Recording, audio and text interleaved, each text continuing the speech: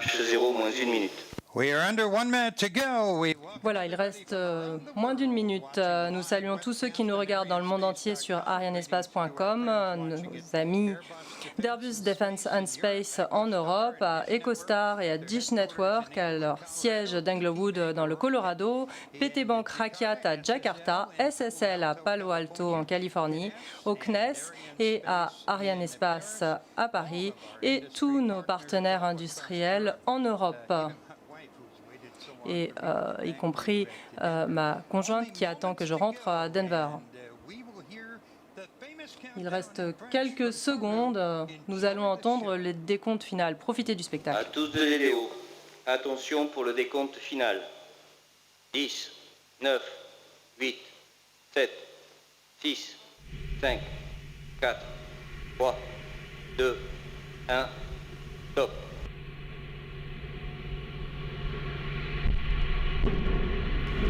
Allumage Vulcain. Allumage des EAP, décollage.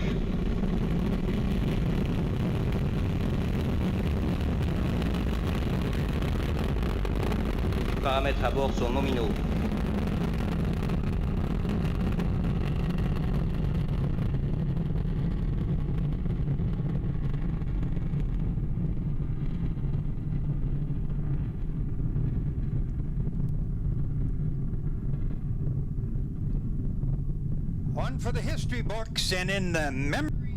Encore un magnifique lancement à la mémoire de Mohamed Ali, ce grondement dans la jungle et la signature d'Ariane 5 qui s'élève au-dessus de Kourou. Tous les paramètres à bord sont nominaux. C'est mon 10e lancement et le spectacle est toujours aussi époustouflant.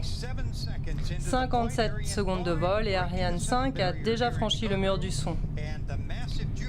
Le bâtiment Jupiter tout entier commence à trembler alors que le lanceur s'élève au-dessus des îles du Salut, rendu célèbre par le film Papillon. 1300 tonnes de poussée ont permis d'arracher le lanceur à la gravité terrestre. 90% de cette puissance provient des 2 EAP. Chaque EAP mesure 31 mètres. Il consomme 240 tonnes de poudre en 2 minutes. Cela représente 2 tonnes par seconde, plus de 2 tonnes par seconde.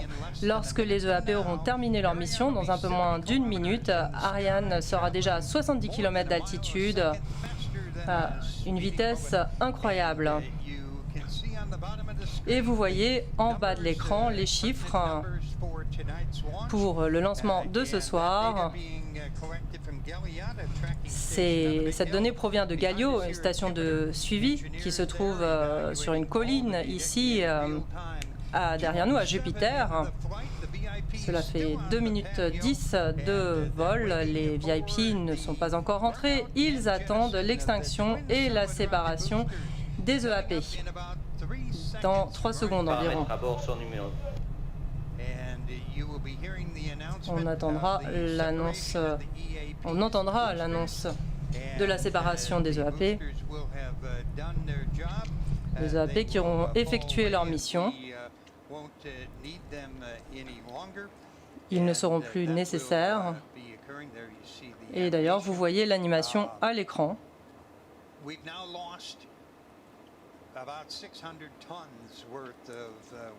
Nous sommes allégés d'environ 600 tonnes et le lanceur pèse maintenant 180 tonnes. Et tout cela en 2 minutes.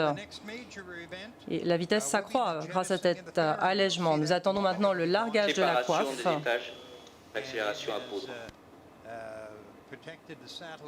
La coiffe a servi à protéger les satellites au sol et durant les premières phases de vol. Voilà, vous avez vu l'animation à l'écran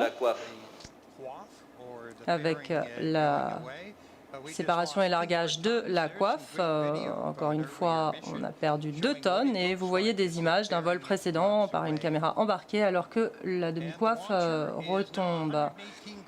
Le lanceur est à 118 km d'altitude. Nous sommes dans l'espace, mais il reste encore beaucoup de chemin à faire. Vous voyez à l'écran les différents chiffres en bas de l'écran. Et on regardera également la courbe de trajectoire qui se trouve en haut à droite sur votre écran. Vous voyez la courbe, vous voyez le curseur vert qui se déplace le long de la courbe. Nous voulons que ce curseur soit parfaitement superposé avec la courbe, ce qui signifie que la performance est nominale. On voit les différents responsables, dont Bruno Gérard, chef d'établissement Tous les Ariane paramètres à Espace bord sont nominaux. à Kourou, Joël Donadel, représentant de l'ESA à Kourou, et Bernard Chemoul, le directeur du CSG.